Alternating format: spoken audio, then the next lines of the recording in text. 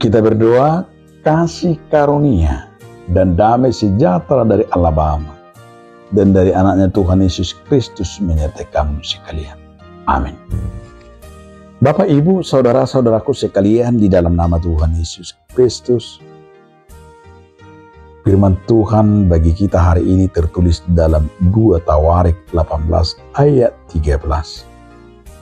Tetapi Mika menjawab, demi Tuhan yang hidup, sesungguhnya apa yang akan difirmankan Allahku itu yang akan kukatakan.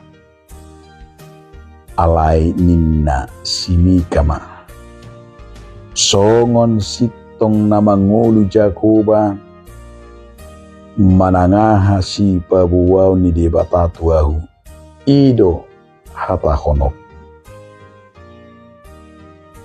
Demikian firman Tuhan.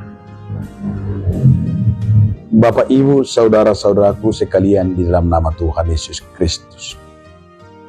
Judul renungan kita hari ini adalah nyatakanlah kebenaran.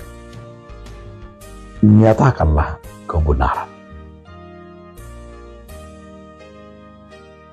Ada 2 bocah kecil berburu di sekitar pekarangan rumah neneknya dengan bermodalkan ketapel. Sang adik mengarahkan ketapelnya ke seekor bebek yang sedang lewat. Bebek itu langsung mati di ketapel. Karena takut ketahuan sama neneknya, dia menguburnya untuk menghilangkan jejak dan dia pun merasa lega.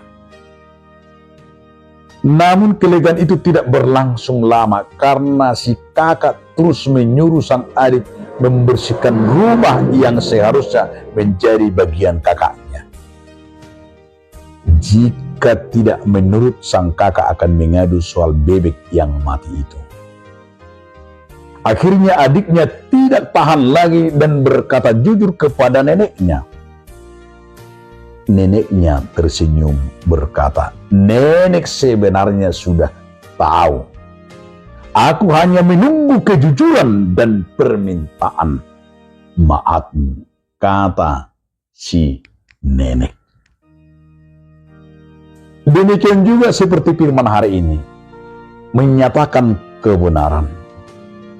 Seorang raja Israel yang bernama Ahab adalah seorang yang hidup dengan tidak takut akan Tuhan. Itu sebabnya Ahab marah kepada Nabi Mika.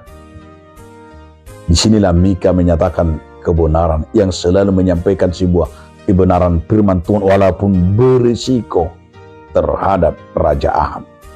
Raja Ahab lebih suka kepada nabi-nabi palsu yang menyampaikan hal-hal yang baik-baik saja, yang hanya menyenangkan keping mendengarkan mengangkat-angkat raja. Namun Nabi Mika tahu bahwa dengan menyampaikan kebenaran kepada Raja Ahab akan mendatangkan hal yang buruk kepadanya. Tetapi dia tetap teguh, setia, dan berpegang pada firman untuk menyampaikan apa yang dikatakan Allah baginya, termasuk kebenaran itu disampaikan oleh Mika sekalipun risikonya dia dipenjarakan. Itu sebabnya kita melihat di sini dalam kitab Tawarik ini kita juga diperhadapkan sama seperti Mika. Diperhadapkan dalam sebuah kebenaran. Apakah kamu takut? Apakah kamu korupsi? Apakah kamu menutup-nutupi kejahatan itu? Kita takut jika kita berkata jujur. Kita takut jika kita berkata benar. Bahkan malah akan dibenci. Oleh karena itu, kita banyak memilih supaya aman. Akhirnya apa yang terjadi? Kitalah yang tahu.